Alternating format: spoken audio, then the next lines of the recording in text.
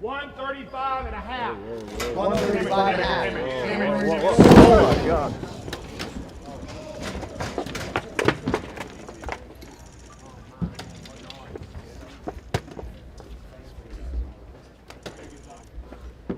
Guys, get a doctor out here. Was anybody else watching that live and seeing Cameron Smotherman step off of that scale? Not only did he look bad walking up to it, he steps on, he's looking kind of weird. As he steps...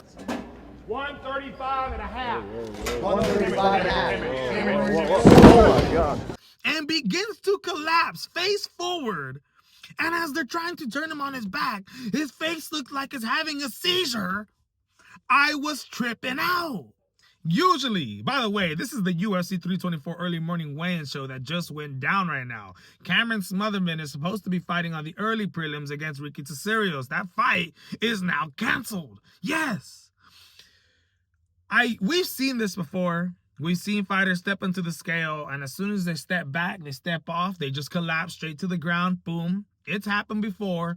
But I haven't seen somebody step off the scale like that and then continue to start walking and then eat crap like that. And then they turn him around and it looks like he's having a seizure. Thank God the fight was canceled. Because, dude, Cameron Smotherman could have died right now. He literally could have died. He could still die, bro. This was ridiculous. Not only is that fight canceled, but also Alex Perez misses weight for the 4th time.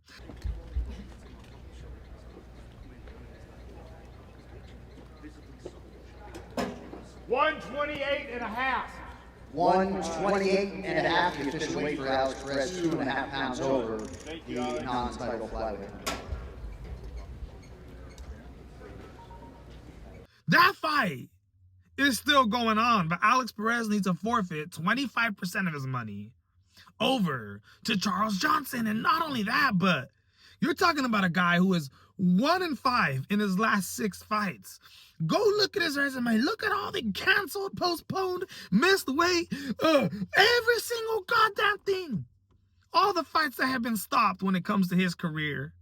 Like I said, missed weight against who? Eric Shelton in 2018. Missed weight, back-to-back fights against Matt Schnell. And now, I know it's been a little while since he's missed weight, but this, if he loses this fight, it'll be absolutely insane if he's still in the UFC. Now, he looked horrible. I picked Charles Johnson to win that fight, and I actually like it even more now, man. Alex Perez, if you put money on this guy, you better hope that he rehydrates today and comes in there 100% tomorrow. Not only did Alex Perez miss weight, but also Deiveson Figueiredo. Yes, God damn it, Deiveson. Former flyweight world champion of the world. Moved up to this goddamn division to be able to, you know, not have to cut as much weight as he usually does fighting in the flyweight division. He's going up to bantamweight at 135 pounds. And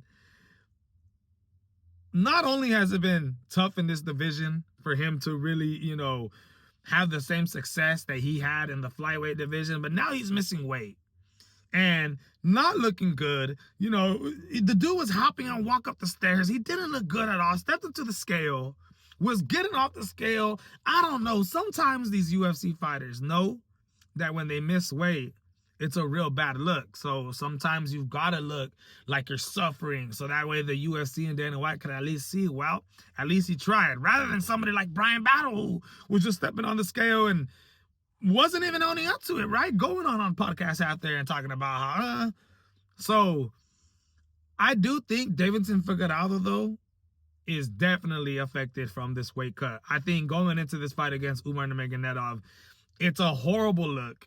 For a fact, Umar Nurmagomedov is going to win this fight, and it's just a shocker to see, man. The UFC 324 early morning weigh-in show was absolutely bonkers. Everybody else made weight. Justin Gaethje was the last fighter to weigh in, but he looked good as hell. Honestly, he looked good. Paddy Pimblett looked really, really skinny, like super skinny, but during the early morning weigh-in shows, he went to go do the interviews with Daniel Cormier and Chris Weidman, Lorisenko, and it all went well, man. He looked good. He was answering all the questions. He looks healthy. Even though he looks sucked up, it is what it is. But my goodness, Cameron Smotherman. I hope everything ends up going fine with him. I hope everything is good.